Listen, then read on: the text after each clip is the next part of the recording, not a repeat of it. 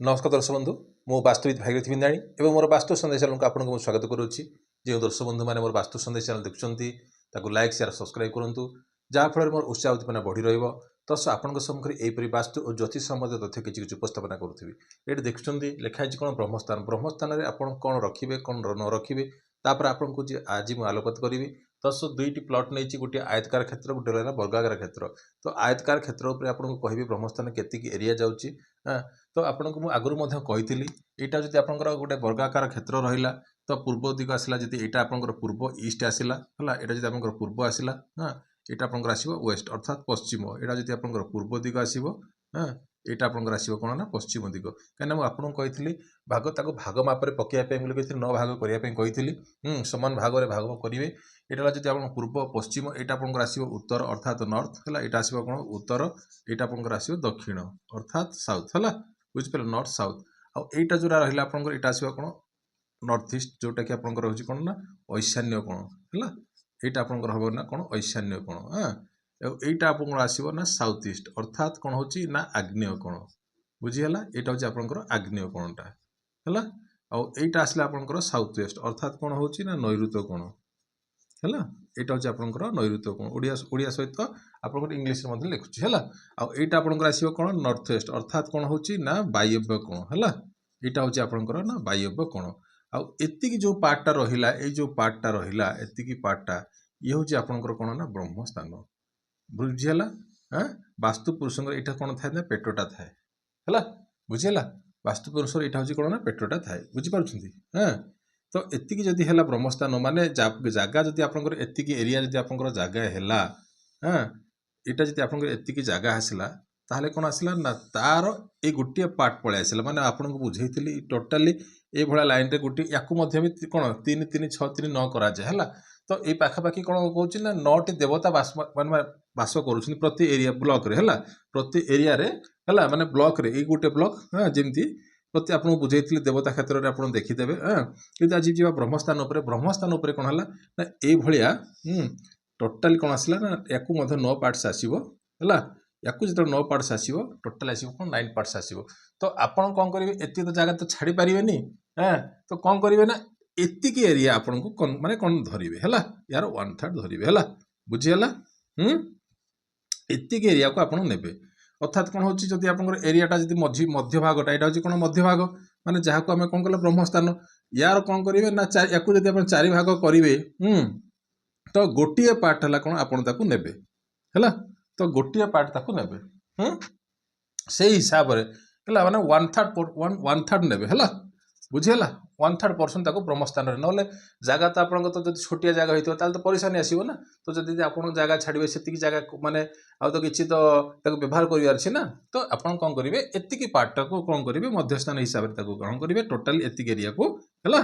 हाँ कहीं यहाँ टोटाली हूँ कौन यह हूँ कौन ब्रह्मांकर स्थान है बुझीपारे यहाँ हूँ कौन ना ब्रह्मांकर स्थान है यहाँ हूँ कौन ना ब्रह्मांकर स्थान है टोटाली ये कौन कर 9टा जो रहा जो 9टा क्षेत्र रहा 1 2 3 4 5 6 7 8 9 है टोटाली जो पर्सन रहा 9टा पर्सन कहीं जगह सदाबले कौन था 4 स्क्वायर होगी थाए यहाँ जेहेतु वर्गाकार क्षेत्र यहाँ भी कौन होता है ना 4 स्क्वायर होगी थाए बुझे।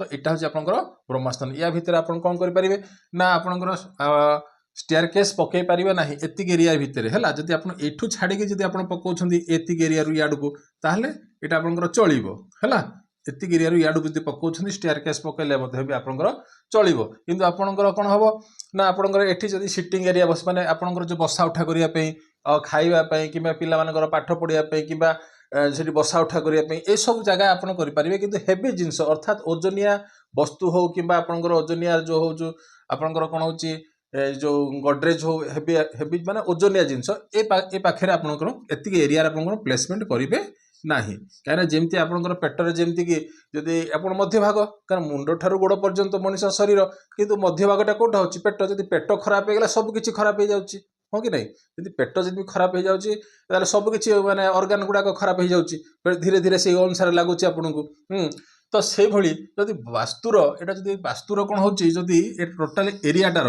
बुझिपारे एरिया जदि ଆପଣଙ୍କର ଯଦି ମଧ୍ୟଭାଗ ଯଦି ସେଣ୍ଟରଟା ଯଦି ଖରାପ ହେଇଗଲା ତାହେଲେ ସବୁ ଜିନିଷ ପ୍ରୋବ୍ଲେମ୍ ଆସିବ। କିନ୍ତୁ ଏତି ତାକୁ ନ ନେଇକି କ'ଣ କରିବେ 1/3 ପର୍ସନ୍ ନେବେ, ଏରିଆର 1/3 ପର୍ସନ୍ଟାକୁ ଆପଣ କାଉଣ୍ଟ କରିବେ। କ'ଣ କରିବେ ନା କ'ଣ ବ୍ରହ୍ମସ୍ଥାନ ହିସାବରେ ତାକୁ କାଉଣ୍ଟ କରିବେ ହେଲା। କ'ଣ କରିବେ ନା ବ୍ରହ୍ମସ୍ଥାନ ହିସାବରେ କାଉଣ୍ଟ କରିବେ। ଆଉ ଏଇ ଜାଗାରେ କେବେ ବି ହେଲେ ହେଭି ଜିନିଷ ରଖିବେନି। ହଁ, ଆଉ ଗୋଟେ କଥା ହେଲା ପିଲରଟା ଯଦି ହେବ ଏ ସାଇଡ଼୍ରେ ପକେଇବେ, କିନ୍ତୁ ମଝିରେ କେବେ ବି ହେଲେ ପିଲର ଦେବା କଥା ନାହିଁ। ବୁଝିହେଲା। କି ଆପଣଙ୍କର କିଚେନ୍ ମଧ୍ୟ ବି କେବେ ହେଲେ କରିବେ ନାହିଁ ହେଲା। କୋଉଠି ନା ବ୍ରହ୍ମସ୍ଥାନରେ। ବୁଝିହେଲା। ବ୍ରହ୍ମସ୍ଥାନରେ ଏଇ ଯେଉଁ ପର୍ସନ୍ ରହିଲା ଏତିକି ଏରିଆରେ ଆପଣ କ'ଣ କରିବେନି ନା କିଚେନ୍ ଦେବେ ନାହିଁ କିମ୍ବା ଷ୍ଟେୟାରକେସ୍ ଦେବେ ନାହିଁ ଏତିକି ଏରିଆକୁ ହେଲା। ବୁଝିହେଲା। କିନ୍ତୁ ଏୟାର ସ୍କୋୟାର ମାନେ କେତେ ଆସିବ ନା ଏସବୁ ଜାଗା ଆସୁଛି କ'ଣ ନା ମାନେ ଆସିଲା ଆପଣଙ୍କର କ'ଣ ହେଲା ନା 9 ପାର୍ଟସ୍ ଆସୁଛି। ବୁଝିପାରିଲେ ହେଲା। ଏଇ ଭିତରେ କ'ଣ ହେଉଛି ନା 9ଟି ଦେବତା ବାସ କରୁଛନ୍ତି। ଆପଣଙ୍କୁ ବୁଝେଇଥିଲି 45 ଦେବତାଙ୍କର ସ୍ଥାନ ଯେମିତି ହେଲା, ଏଇଠି ସେମିତି ମାନେ କ'ଣ ହେଉଛି ନା ସ୍କୋୟାର ହେଇକି ଆସୁଛି। ଜାଗା ହେଉଛି କ'ଣ ନା ସ୍କୋୟାର ହେଇକି ଆସୁଛି ନା ଏମିତି ଗୋଲାକାର ହେଇକି ନଥାଏ। କାହିଁକିନା ଆଜିକାଲି କ'ଣ କରୁଛି ନା ଗୁଡ଼ାଏ ଲୋକ ଅଛନ୍ତି କିମ୍ବା ଯେଉଁମାନେ ଆର୍ଚିଟେକ୍ଟର ଅଛନ୍ତି ସେମାନେ ମୁଁ କହିଥିଲି ଗତ ଏପିସୋଡ଼ରେ କହିଥିଲି ଯେ ଯଦି ଚକ୍ର ପକାଇଦେବେ ତାହେଲେ ସବୁ ମାନେ କ'ଣ ଭୁଲ ଭାଲ ହେଇଯିବ। ମାନେ ସେ ଚକ୍ର ପକାଇ ଦେଇକି ଏଠୁ କ'ଣ କଲେ ନା ଏମିତି ସବୁ ନେଇଗଲେ ମାନେ କ'ଣ ହେଲା ଏମିତି ଯଦି ଆସିଯିବ କ'ଣ ଆସିବ ନା ଭୁଲ ଭାଲ ଆସିଯିବ ହେଲା। କାହିଁକିନା ଦେବତା କ୍ଷେତ୍ରରେ ଏଠି କେତେଟା କହିଲି ନା 9ଟି ଦେବତାଙ୍କର ସ୍ଥାନ। ଏଇଟା ଟୋଟାଲି ଏରିଆଟା ହେଉଛି କାହାର ନା ବ୍ରହ୍ମଙ୍କର ସ୍ଥାନ ହେଲା। ବ୍ରହ୍ମା ଦେବତାଙ୍କର ସ୍ଥାନ। ଦେବତା ହେଇସାରିଲେ କିଏ ନା ବ୍ରହ୍ମା। ମୁଁ କହିଥିଲି ମଧ୍ୟ ଆପଣଙ୍କୁ ସେତେବେଳକୁ, କିନ୍ତୁ ଆପଣଙ୍କୁ ଯେହେତୁ ଯେଉଁ ନୂଆ ସବସ୍କ୍ରାଇବର ଆସୁଛନ୍ତି ତାଙ୍କମାନଙ୍କ ପାଇଁ ସ୍ପେସିଫିକ୍ କହିଲି ଯେ ନା ଏଇଟା ଟିକେ ବ୍ରହ୍ମସ୍ଥାନ ଉପରେ କହିଦେବା ପାଇଁ ବୋଲି ମୁଁ ବି କହିଥିଲି ଯେ ବ୍ରହ୍ମସ୍ଥାନ ଉପରେ ଆପଣଙ୍କୁ ଆଲୋକପାତ କରିବି ବୋଲିକି ହେଲା। ତ ଏସବୁ ଜିନିଷ ଆପଣ କରିବେ। ଏଠି ହେଭି ଜିନିଷ ରଖିବେ ନାହିଁ। ଆଉ ସେଭଳିଆ ଯଦି ଆପଣଙ୍କର ବର୍ଗାକାର ଆୟତକାର କ୍ଷେତ୍ର ହେଇଥିବ ଏଟା ମଧ୍ୟ ସେମିତି ଆସିବ ହେଲା। ଏଟା ମଧ୍ୟ ସେମିତି ଆସିବ। ଏଟା ଆସିବ ଇଷ୍ଟ, ଏଟା ଆସିବ ୱେଷ୍ଟ, ଏଟା ଆସିବ ନର୍ଥ, ଏଟା ଆସିବ ସାଉଥ, ଏଟା ଆସିବ କ'ଣ ଆସିବ ନର୍ଥ ଇଷ୍ଟ। ଏଟା ଆସିବ ଆପଣଙ୍କର ସାଉଥ ଇଷ୍ଟ। ଆଉ ଏଟା ଆପଣଙ୍କର ସାଉଥ ୱେଷ୍ଟ, ଏଇଟା ଆସିବ ଆପଣଙ୍କର ନର୍ଥ ୱେଷ୍ଟ। ଅର୍ଥାତ୍ ବାୟୁ କ'ଣ ଏଇଟା ଆସିବ ଆପଣଙ୍କର ଟୋଟାଲି କ'ଣ ଆସିବ ବ୍ରହ୍ମସ୍ଥାନ ହେଲା। ମାନେ ଏ ଦେଖନ୍ତୁ ଏରିଆ କେତିକି ଆସିଲା ଲମ୍ବାରେ ଆସିଲା। ଯଦି ତାକୁ ଆପଣ କ'ଣ କରିବେ ଯଦି ୟାର 1/3 ନେବେ କେମିତି ଆସିବ ନା ଏମିତି ଆସିବ ହେଲା। ହେଲା ନା ନାଇଁ। ଏବେ ଦେଖନ୍ତୁ ଜାଗା କେମିତି ଆସିଲା ଦେଖନ୍ତୁ ଏତିକି ଆସିବ। ତ ଏତିକି ଏରିଆ ଆସୁଛି କ'ଣ ଆପଣଙ୍କର। ଯଦି ଆପଣ ବେଶୀ ଜାଗା ନ ଛାଡ଼ିଲେ ମଧ୍ୟ ବି କ'ଣ 1/3 ପର୍ସନ୍ ତାକୁ ଧରିକିରି ଆପଣ କାଉଣ୍ଟ କରିବେ। ଆଉ ଏଇ ଜାଗାଟା ଆସିବ କ'ଣ 4 ସ୍କୋୟାର ଏମିତି ହିଁ ଆସିବ। ଆୟତକାର କ୍ଷେତ୍ରରେ ହିଁ ଆସିବ ଜାଗାଟା ଆପଣଙ୍କର ବ୍ରହ୍ମସ୍ଥାନ। ଏଟାରେ ଆସିବ ଏଇ ଟାଇପ୍ର ନା ଗୋଲିଆ ହେଇକିରି ଆସିବ। ବୁଝିପାରିଲେ। କେବେ ବି ହେଲେ ଗୋଲିଆ ହେଇକିରି ନଥାଏ ହେଲା। କେବେ ବି ହେଲେ ଗୋଲାକାର ନଥାଏ ବ୍ରହ୍ମସ୍ଥାନ। ସଦାବେଳେ କ'ଣ ଥାଏ ନା 4 ସ୍କୋୟାର ହେଇକିରି କିମ୍ବା ଆୟତକାର କ୍ଷେତ୍ର ହେଲେ ଏଇଟା ହେଲା। ଆଉ ବର୍ଗାକାର କ୍ଷେତ୍ର ହେଲେ ଏଇ ଟାଇପ୍ର ହିଁ ଆପଣଙ୍କର ବ୍ରହ୍ମସ୍ଥାନ ଥାଏ। ତ ଆପଣଙ୍କୁ କହିଲି ବ୍ରହ୍ମସ୍ଥାନ ଉପରେ କେବେ ବି ହେଲେ ଓଜନିଆ ବସ୍ତୁ କିମ୍ବା ଆପଣଙ୍କର କ'ଣ କରିବେନି ନା ଗାଡ଼ା ବି କରିବେନି। ଅର୍ଥାତ୍ କ'ଣ କେତେ ଗୁଡ଼ାକ ଘର ଅଛି ଗାଁ ଗହଳି ଘର ଗୁଡ଼ାକରେ ସେମାନେ କ'ଣ କରୁଛନ୍ତି ନା ଜାଗା ଅଛି ବୋଲିକିରି କ'ଣ କରୁଛନ୍ତି ନା ଆଗକୁ ବଡ଼ ଭାଇ ରହିଗଲା, ସାନ ଭାଇ ପଛରେ ରହିଗଲା, ମଝିରେ କ'ଣ କଲା ଜାଗା ଛାଡ଼ି ଦେଇକି ମଝିରେ କ'ଣ ମାନେ କ'ଣ କୂଅ କରିଦେଉଛନ୍ତି।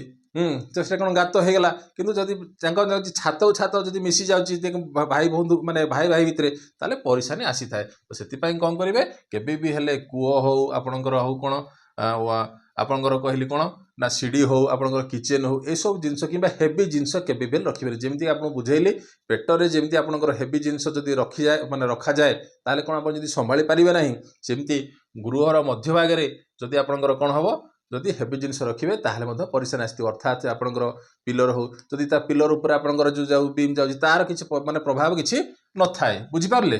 ଯଦି ଏମିତି ଗଲା ବିମ୍ ଗଲା ତା ଉପରେ ଗଲା ତାହେଲେ କିଛି ୟାର କିଛି ପ୍ରଭାବ କିଛି ନଥାଏ। କିନ୍ତୁ ଯଦି ଏ ଭିତରେ ଆପଣଙ୍କର ଯଦି ପିଲର କନଷ୍ଟ୍ରକ୍ସନ୍ ରହିଗଲା ତାହେଲେ କ'ଣ ହେଇଥାଏ ପରିଶାନୀ ଆସିଥାଏ ଗୃହକର୍ତ୍ତାଙ୍କୁ। ବୁଝିପାରିଲେ। ତ ଏସବୁ ପ୍ରତି ଆପଣ ଧ୍ୟାନ ଦେବେ। ତ ଆପଣଙ୍କୁ ବୁଝେଇଲି ବ୍ରହ୍ମସ୍ଥାନ। ତ ଏଇ ତ ଥିଲା ଆଜିର ଟପିକ୍। ତ ଯେଉଁ ଦର୍ଶକ ବନ୍ଧୁମାନେ ବାସ୍ତୁ ସନ୍ଦେଶ ଚ୍ୟାନେଲ୍ ଦେଖୁଛନ୍ତି ତାକୁ ଲାଇକ୍ ସେୟାର ସବସ୍କ୍ରାଇବ୍ କରନ୍ତୁ। ରହିଲି, ନମସ୍କାର।